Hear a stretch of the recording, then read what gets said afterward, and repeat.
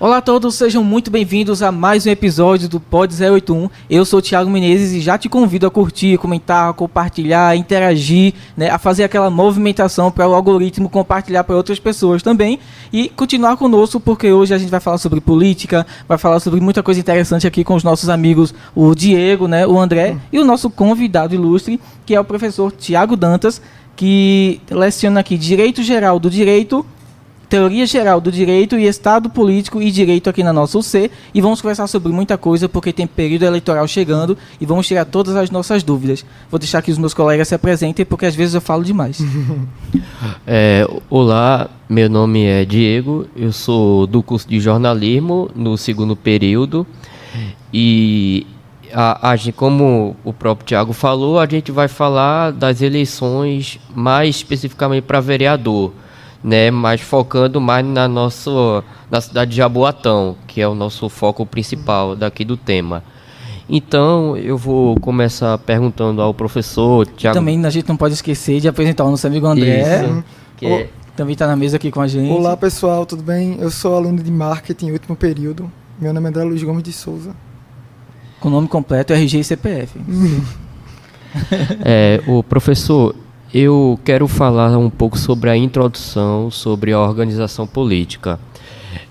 Para começar, você poderia nos explicar como é estruturada a organização política de um município como Jaboatão? Seguinte, em relação à estrutura de um município, a gente tem como órgãos políticos dois importantes elementos. O poder executivo, que ele é feito municipalmente através dos prefeitos, assim como é feito em nível estadual com governadores, em nível federal com presidentes, e também existe um poder legislativo. Então, o legislativo federal a gente conhece pelo Congresso Nacional, a Câmara dos Deputados, Senado Federal. A nível estadual, a gente tem a ALEP, né, aqui em Pernambuco, a Assembleia Legislativa de Pernambuco, e a nível municipal, a gente tem a Câmara de Vereadores. A Câmara de Vereadores é esta casa legislativa. A casa legislativa nada mais é que a casa que faz as leis. Então, é papel do poder legislativo exercer essa criação de leis, enquanto compete ao prefeito, o executivo, a aplicação dessas políticas estabelecidas pelas leis a fim de trazer desenvolvimento para o município.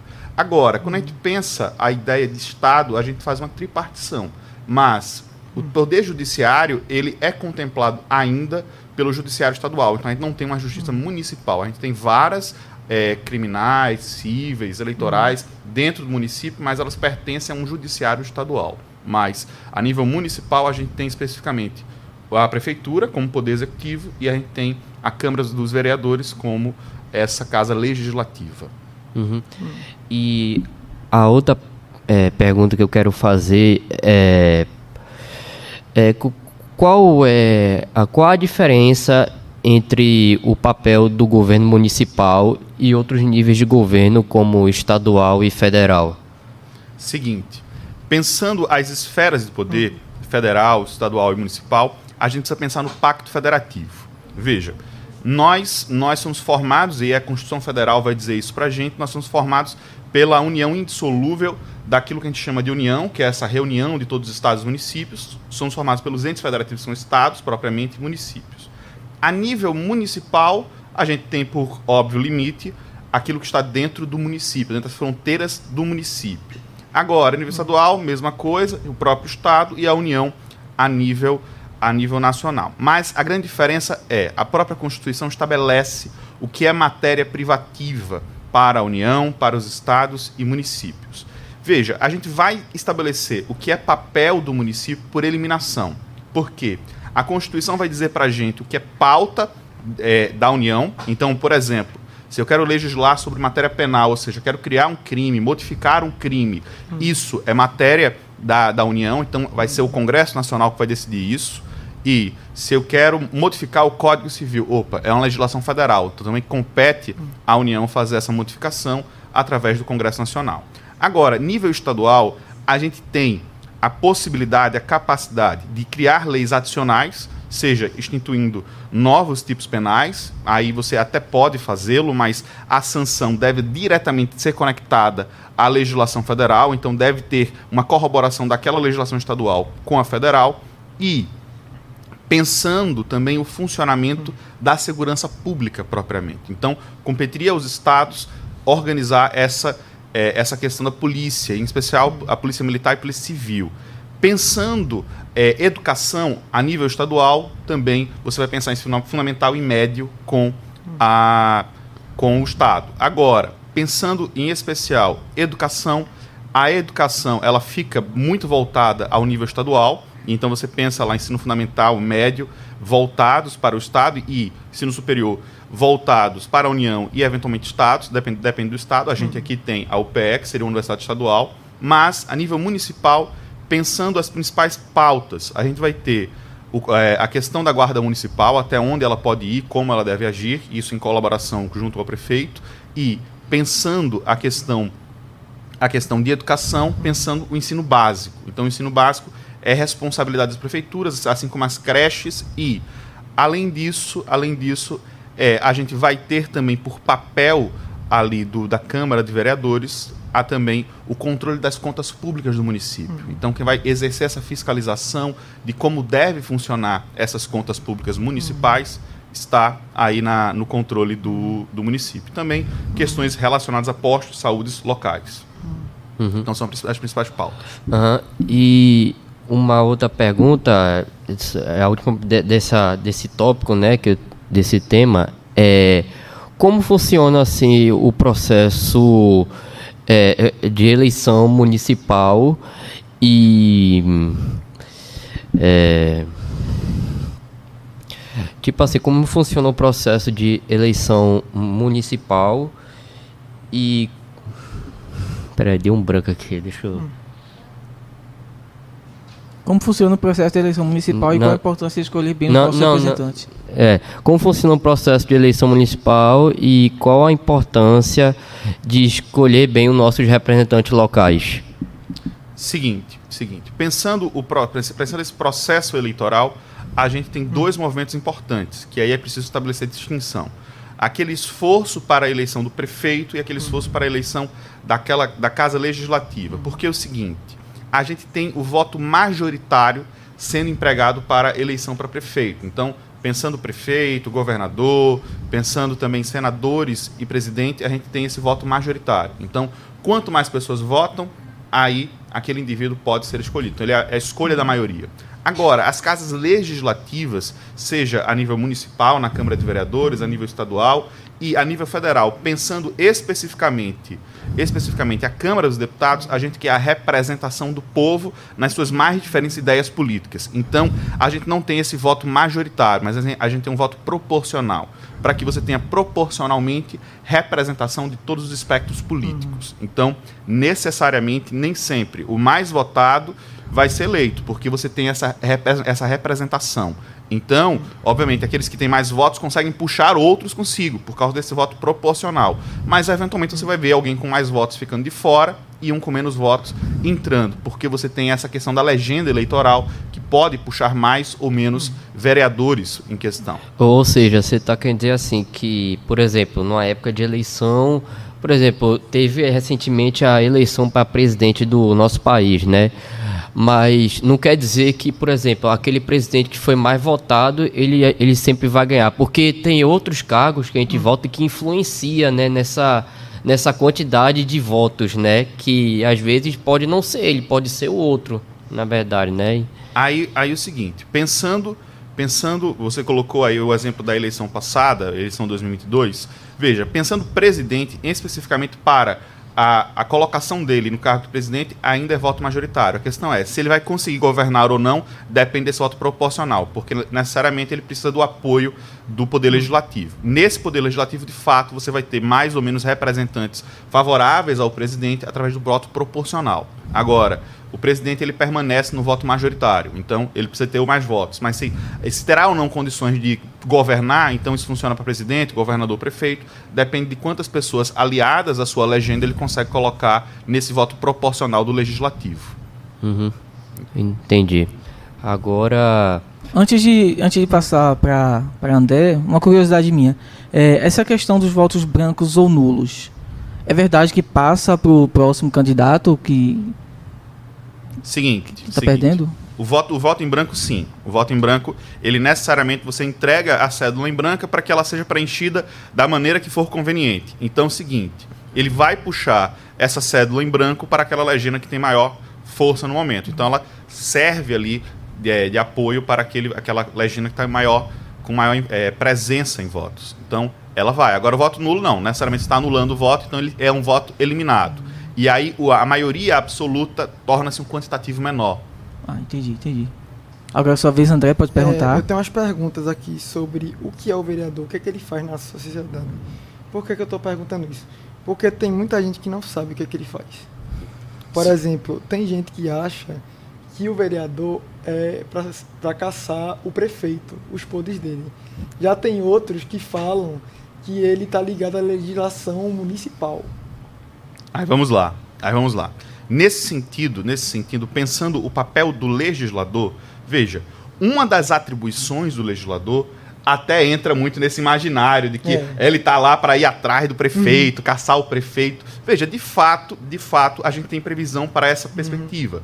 Porque entre os vários papéis que existem para o legislativo, tem entre eles a capacidade de julgar o chefe do executivo, e eventualmente, obviamente isso não acontece no nível municipal, mas a nível estadual e federal, pensando também em integrantes do judiciário. Então, veja, pensando a nível municipal, o vereador, de fato, ele tem a capacidade de julgar o prefeito. Agora, importante mencionar, existem os crimes de responsabilidade, que são aqueles crimes relacionados ao exercício do mandato, e existem os crimes comuns. Os crimes comuns, que são aqueles que a gente pensa no Código Penal, o prefeito matou, o prefeito foi lá, mão armada, roubou alguém. Não, isso não cabe à Assembleia votar, a julgar, né?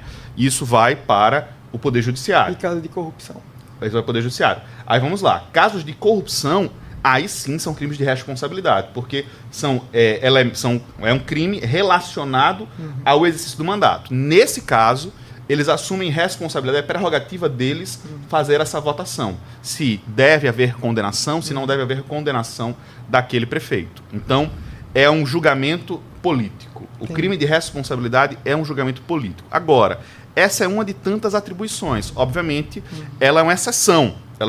Porque você não vê todo dia julgamentos de prefeitos, governadores, presidentes. Você pega, por exemplo, os impeachments, processos de impeachment no Brasil, a gente tem de maneira muito isolada. A gente tem o caso lá no início dos anos 90 com o Fernando Collor de Mello, e você tem agora, mais recente, 2016, com a presidente Dilma Rousseff. Então, é algo raro. Você viu também a nível estadual, não muito tempo atrás, com o governador Witzel, lá no Rio de Janeiro, e a nível municipal, a gente já tem vários episódios pelo país. Aqui pensando Recife e Jabotão, a gente não tem nenhum caso próximo, mas você tem pelo interior vários casos.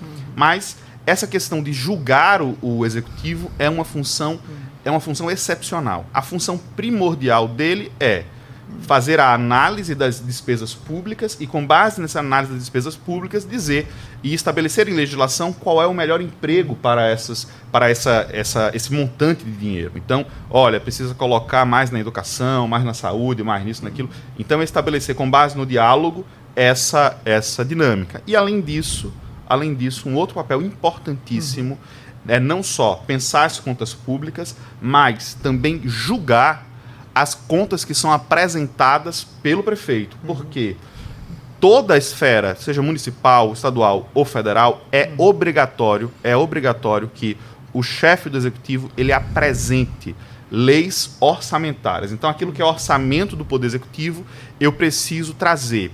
2 legislações são anuais.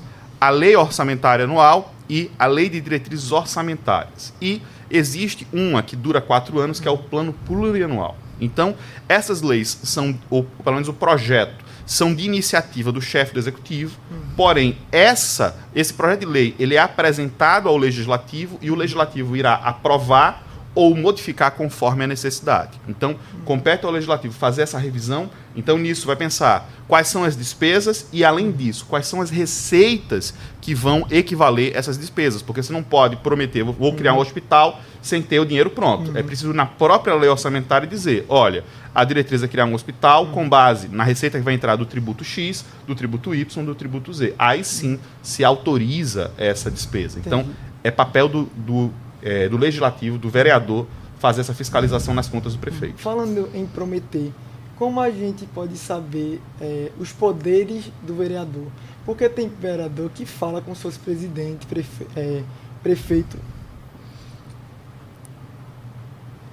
Que tem alguns vereadores que falam assim como se fosse presidente, prefeito, fala propostas que eles não podem cumprir, porque eles não têm esse poder. Aí é o seguinte, é aquilo que a gente estava trabalhando, aquilo que a gente estava comentando agora há pouco, quando falamos sobre as competências, né, para criar leis. Veja, a Constituição Federal vai dizer, olha, a competência para modificação do Código Civil, modificação do Código Penal, ficou exclusivo para o nível federal. Então, diferente de outros estados, de outras repúblicas, em que você traz a autonomia para estados e municípios criarem suas próprias legislações, a nossa foi muito mais conservadora. A gente manteve isso sob o controle federal, para ter uma unidade em relação a essas leis. Agora, essa competência do nível federal você vê claramente relacionada à própria Constituição. Então, a Constituição estabelece quais são essas diretrizes. De mesma forma, irá empregar quais são as competências para o nível estadual. Então, o que é que pode ser delegado? E, por fim, por eliminação, aquilo que não foi contemplado a nível federal, a nível estadual, sobra para o município. Então, como a gente falou, olha, fulano quer criar uma lei não sei das quantas, que vai criar o crime de fazer isso. Opa, esse crime não pode ser feito a nível municipal. Então, quando eu até lembro de um caso, em que a gente tinha durante muitos anos um sujeito em Pernambuco que ele falava que se candidatava a vereador, deputado, a isso, aquilo. Ah, porque eu vou colocar pena de morte, porque eu vou fazer isso, vou fazer aquilo. Ele não pode. Primeiro ele não pode porque legislação penal é matéria federal. Segundo ponto, a Constituição proíbe claramente a aplicação de pena de morte. As penas no Brasil, elas são ou penas privativas de liberdade, colocar o indivíduo preso, ou penas restritivas de direito, ou ainda pena de multa. São as únicas 3 formas que eu posso punir. Só pode existir pena de morte no Brasil em um caso excepcional, que é o caso de guerra declarada. Não sendo guerra, é impossível você fazer, por exemplo, legislação nesse sentido. E, obviamente, como já trabalhamos, crimes de nível federal. Mas município é pensando o bom funcionamento do município, especificamente do município. Aquilo que afete nível estadual e nível federal, ele é incompetente. Ele é incompetente. Falando nisso, eu tenho uma outra pergunta. Pois não? Como a gente pode conversar com vereadores? Porque muita gente fala assim, vou falar com o prefeito. Nunca lembram do vereador. Porque a gente tem uma noção, e essa é uma noção peculiar, porque a gente herda isso do período monárquico, né? A gente tem essa ideia, esse imaginário de poder centralizado, que isso aí perdura desde a época do Brasil colônia. Então, só posso resolver se for com aquele que tem a coroa, aquele que tem o poder de fato. Mas essa noção é uma noção absolutista que já está superada há séculos. Então, o poder ele é dividido. Desde que Montesquieu ele apresenta aquela reinterpretação do que era a República Romana, que a gente tem essa fragmentação do poder. Então, o executivo, ele exerce as políticas públicas. Então, ele vai ter a ideia e vai aplicar o orçamento que ele tem para a realização das políticas públicas. Agora, quem vai construir as leis e, eventualmente, essas políticas públicas é o próprio legislativo. Então, é muito mais interessante você ir atrás do vereador, porque ele que precisa apresentar o projeto de lei, e esse projeto de lei vai ser votado. Então, ele precisa exercer convencimento não só daqueles de seu partido, mas de outros partidos. Então, o convencer o vereador, convencer vereadores, é muito mais funcional do que convencer prefeito, que convencer governador. E me fale uma coisa, como funciona a Câmara Municipal? Por que eu estou falando isso? Porque quando a gente vai lá nas leis, né, federais e estaduais, sempre tem a Câmara para votar e tudo mais, se essa lei é aprovada ou não. Pensando no municipal, também a lógica é a mesma. Eu preciso passar pelo processo de votação inicialmente. Todo projeto, pensando nos 3 níveis, todo projeto, ele vem de autoria de alguém, então algum membro do legislativo apresentou o projeto. Esse projeto, em primeiro lugar, ele é submetido a uma comissão básica. A comissão básica é a Comissão de Constituição e Justiça. Então ela existe tanto no nível federal, estadual, municipal, para ver se aquela lei, aquele projeto de lei não tem desavença com a Constituição ou com as normas hierarquicamente superiores. Porque pensando o direito, pensando o ordenamento jurídico, a gente tem uma hierarquia entre leis. A máxima é sempre a Constituição. Então a Constituição é essa lei máxima e abaixo dela as outras tantas legislações. Então a primeira comissão é para ver se não há contrariedade à própria Constituição ou às normas que estão entre a Constituição e aquela lei que eu pretendo. Então o primeiro passo é esse. E sendo aprovada na comissão, ela pode seguir 2 caminhos. Ou ir para uma outra comissão específica, aí vai depender se aquele legislativo estabeleceu uma comissão permanente sobre aquela temática. Então imagina, uma pauta ambiental vai para uma comissão ambiental, uma pauta sobre direito da mulher vai para uma comissão da mulher. Então pautas específicas também podem passar por essa reanálise. Por que eu crio essas outras pastas, eu crio essas outras comissões?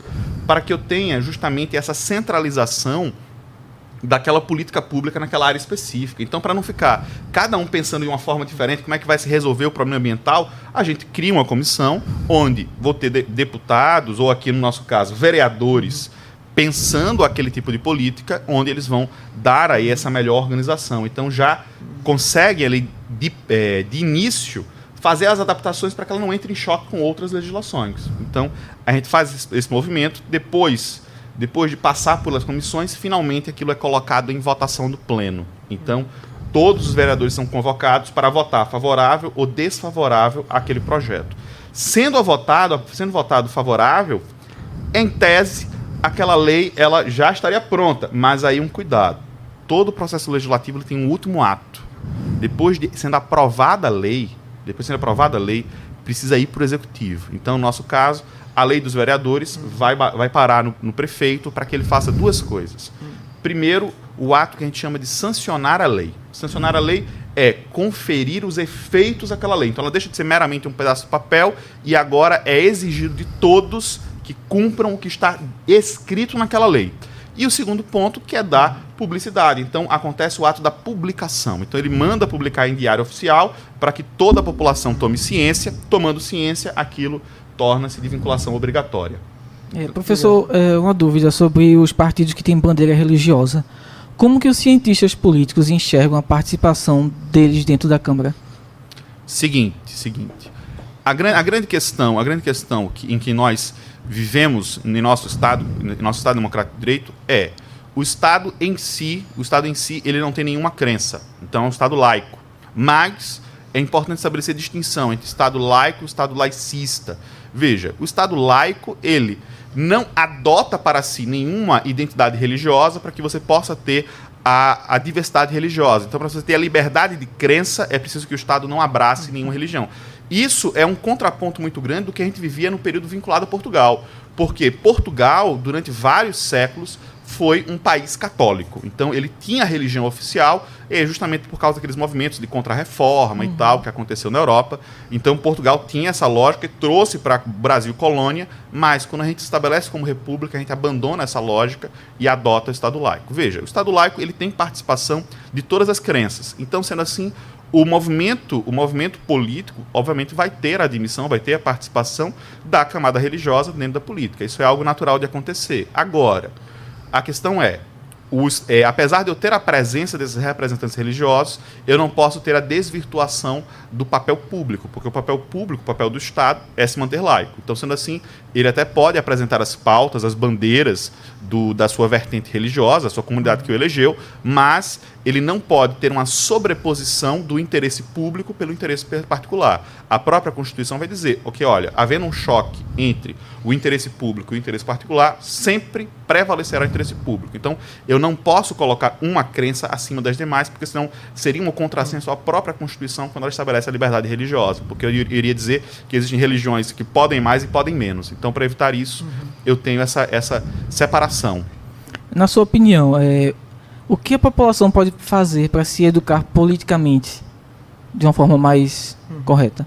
Seguinte, primeiro passo importante pensando essa educação política, seria fazer um estudo, e aí então não precisa ler todas as obras, nada do tipo, mas começar pensando a própria ideia de tripartição de poderes. Então, voltar em Montesquieu, aquela figura que aparece ali logo após, pelo menos a relevância, logo após a Revolução Francesa, pensando nessa nova organização do Estado, para que a gente possa estabelecer de maneira clara o que é executivo, legislativo e judiciário, e a atribuição de cada um deles. Porque a grande ideia de tripartição de poderes é superar o Estado absolutista, o Estado onde um só tudo podia, aquele Estado defendido por Thomas Hobbes lá como o grande Leviatã e não sei o quê. Então isso está superado, está abandonado. Então todo poder agora ele é fragmentado, ele é repartido para que ninguém se encha, né, fique soberbo em relação àquele poder. Então esse poder é fragmentado sempre.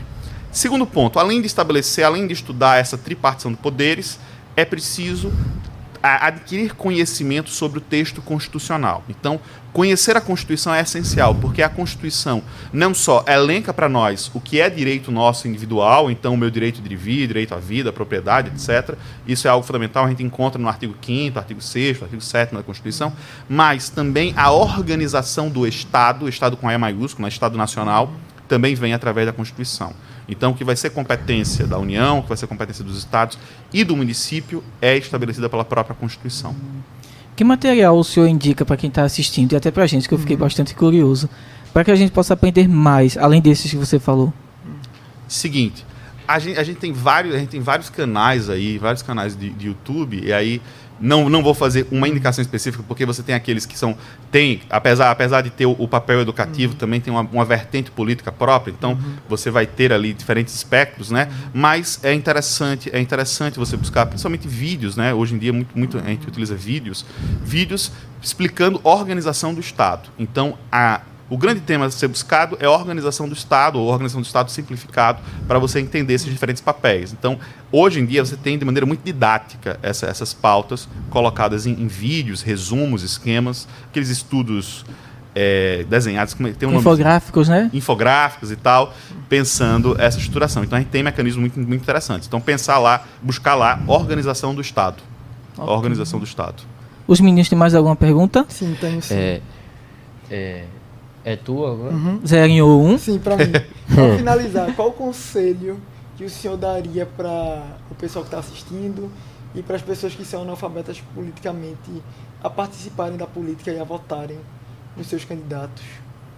Seguinte, o principal conselho que eu dou pensando, e em especial esse movimento que a gente já vai ter final de semana, a gente tem menos de uma semana até o pleito, é buscar dentre as opções, tanto para prefeito como vereador, tentar conhecer de maneira muito básica, muito sucinta, pelo menos qual é a base daquele partido que a pessoa está, então qual é a ideia geral daquele partido, e tendo já um candidato ali em específico que a pessoa tenha algum interesse, alguma questão relacionada, que ele vai buscar dentro do site do próprio partido qual é a pauta de governo daquele indivíduo. Então eles fazem essa apresentação de ideias, eles são obrigados pela legislação eleitoral a apresentarem em seus sites quais são os planos de governo. Então, necessariamente é um caminho interessante, pensando principalmente prefeito, mas também os vereadores, eles corroborando com a legenda política, eles também irão estabelecer um plano nesse sentido.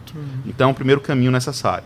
Compreender nessa urgência que a gente tem quem são esses políticos que eu eventualmente vou votar. Pensando no longo prazo, aí é fazer esse acompanhamento diário, de como está sendo o exercício dos mandatos daquele partido, ou daquela legenda. Porque necessariamente você tem partidos que dizem ser uma coisa, mas na verdade são outras. São outras. Então é preciso conhecer o dia a dia. Tem nome diferente. Deixa quieto. Eu ia falar. Ia citar partido, mas é melhor não citar. Então, de fato, você tem essas desavenças da teoria com a prática. Agora, eu queria falar um pouco dessa relação entre os vereadores e o prefeito.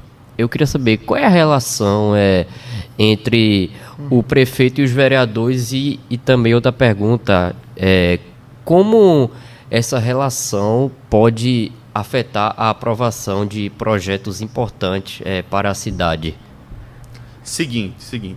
Pensando institucionalmente falando, a gente tem a primeira situação. Necessariamente, o prefeito ele não pode fazer tudo, porque há essa limitação a ele, porque quem cria a lei é o legislativo. Então, primeiro ponto, ele precisa ter essa capacidade de ter uma presença, uma legenda forte lá dentro, para que aquilo que é alinhamento do partido dele seja também o alinhamento da Casa Legislativa. Então é preciso que exista já previamente esse movimento, mas Legislativo estabelece quais são as diretrizes do município. Então, quando ele aprova ou desaprova aquelas leis orçamentárias, ele está dizendo que aquela prioridade é ou não é relevante. Então, a minha prioridade é investir não sei quantos milhões esse ano em saneamento. Olha, isso aqui é importante, mas não é o mais urgente. Então, eu vou reformular essa lei orçamentária para pegar esse dinheiro de saneamento e jogar em educação naquele ano. Então, aquela lei orçamentária ela vai variando conforme a necessidade. Então, o prefeito apresenta, mas ele não aprova, quem aprova é o legislativo, e o legislativo é livre para fazer as mudanças como for necessário. Então, é um processo de codecisão. Sendo aprovada a lei, aí o legislativo, aspas, acaba seu trabalho, porque o trabalho dele é aprovar a lei. Quem vai aplicar, quem vai botar em prática a lei para funcionar, a botar a mão na massa, é o prefeito. E aí, quando aquela política pública que foi aprovada em lei, ela for colocada em execução, aí o legislativo ele não tem mais uma atuação de aspas, colocar a mão na massa. Agora é um papel fiscalizador. Então, quando a lei é aprovada, ele vira fiscalizador. Se nessa fiscalização se demonstrar que deu problema, deu errado, o prefeito roubou, aí, volta aquele papel de julgador, aquele papel de julgador político do prefeito. Então, esse é um movimento institucional que a gente precisa estabelecer. Agora, indo para a perspectiva política partidária, é um esforço hercúleo você fazer esse jogo do dia a dia, porque necessariamente tudo que o prefeito pretende fazer, ele faz como promessa de campanha, ele depende dessa codecisão.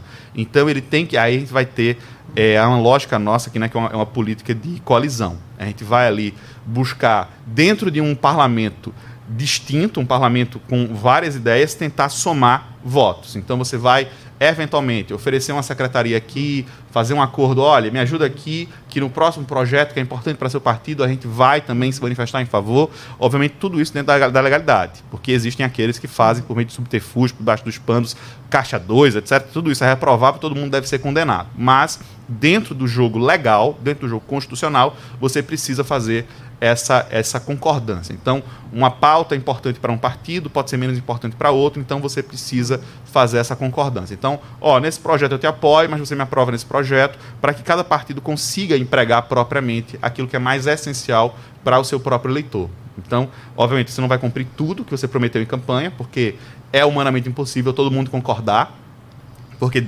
a gente até brinca em direito. Olha, desde que o ser humano decidiu se reunir, ninguém concorda. Se ninguém concorda, vai ter briga. E o direito nasce para resolver as brigas. Então, se o direito nasce da política, a política também tem que ter briga.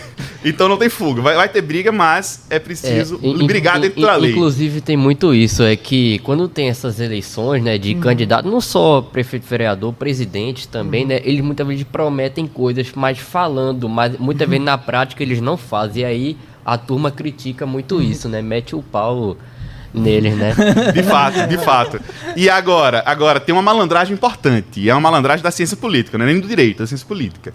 A gente aprende com Maquiavel que é o pai da ciência política, que, olha, existe uma relação necessária entre aquilo que ele chama de virtude e aquilo que ele chama de fortuna. Virtude seria traduzido por virtude, que é uma necessidade que o político tem de ser dotado dessa virtude ou essa sagacidade de saber quando fazer, deixar de fazer, prometer, não prometer. E existe a fortuna. A fortuna não é o que a gente está pensando, uma abundância de dinheiro. Fortuna é uma figura mitológica que aparece do nada, trazendo uma surpresa para a vida. Pode ser uma coisa boa, pode ser uma coisa ruim. Eu sempre brinco com os alunos de Estado Político e Direito que a melhor tradução para a fortuna de Maquiavel é aquela cartinha do Banco Imobiliário, aquela cartinha de sorte ao revés. Porque você vai puxar, você não sabe o que vem. Pode vir uma abundância, pode vir uma crise gigantesca. Então, esteja preparado. Agora, o governante virtuoso, ele vai puxar a cartinha, pode vir o que for. Ele tendo a malandragem, ele vai conseguir contornar a situação, seja boa ou ruim. Então, o político, ele vai lidar com esses cenários. Ele vai prometer, vou fazer isso, vou criar hospital, vou criar escola, vou fazer isso, aquilo, outro. Ele sabe que não vai conseguir dar conta de tudo, porque a realidade aparece, a realidade aparecendo, é preciso fazer as adequações. Então, o orçamento ele não é tão grande, o orçamento não é infinito, a gente lida com a lei da escassez. Então, sendo assim, é preciso pensar quais são as prioridades. Então, nisso, eu vou montando esses acordos políticos para conseguir aprovar aquilo que é mais importante. E aí, volta à tona a virtude. Veja, todo político ele tem que saber as promessas que são as mais importantes e as menos importantes. As menos importantes, por mais que ele se sinta triste por aquilo, ou às vezes nem tanto, né? Tem político que está nem aí, ele precisa saber como descumprir. Porque se há um político que só descumpre promessa, ninguém confia. Mas aquele que cumpre tudo que promete, ele provavelmente está endividando o Estado demais. Porque é impossível você fazer tudo o que se pretende, porque a gente tem uma receita pública limitada. Então, é preciso pensar o que é prioritário e dar vazão a isso que é prioritário. Então, algumas coisas ficam pelo caminho necessariamente, porque dinheiro não é infinito, nem mesmo para o Estado. Interessante. E mais uma pergunta que eu quero fazer é: quando vemos um conflito entre o prefeito e a Câmara de Vereadores, como isso impacta a administração da cidade? Aí o seguinte, quando você tem esse cenário de uma coalizão pesada, né, de executivo e legislativo, você necessariamente tem um travamento. Você tem um travamento do legislativo. Se o legislativo travar em função dessa desavença, o que é que acontece? Todas as pautas públicas que precisam de uma aprovação legal vão ficar engessadas. Então, vai chegar um momento em que o prefeito não vai ter orçamento para poder realizar a obra pública. Então, ou ele vai ceder àquilo que o parlamento quer, aquilo que o legislativo quer, ou necessariamente não tem para onde ir. Vai ficar travado e vai ficar um fazendo pé de guerra com o outro. Aí lembrar, nesse cenário de pé de guerra, o prefeito é o mais vulnerável, porque ele pode ser impeachmentado pelos vereadores. Então, ele tem que ceder. Ele eventualmente tem que ceder. E aí, a gente esquece. Legislativo, muitas vezes, tem mais força que executivo. A gente tem aquela noção da época monárquica, onde o rei pode tudo, o rei não pode tudo. E, de mesma forma, o prefeito não pode tudo. Hoje tivemos a participação aqui do professor Tiago Dantas, que leciona Direito Geral do Direito e Estado Político e Direito aqui na nossa UC, agradecendo a oportunidade e já vou logo dizendo que quero me tornar aluno, né, porque realmente é um conteúdo muito interessante e é sempre bom a gente saber mais sobre essas políticas públicas, sobre como funciona cada poder, né, porque muita gente aí não sabe, né, e isso acaba influenciando o seu voto de uma maneira errada. Professor, muito obrigado. Eu que agradeço. Quero convidar você também a seguir a nossa página aqui no nosso canal, curtir, comentar, compartilhar. Vem fazer parte da nossa família. Hoje o nosso podcast foi apresentado por Diego, pelo nosso querido amigo André e por mim, Tiago Menezes. Até a próxima.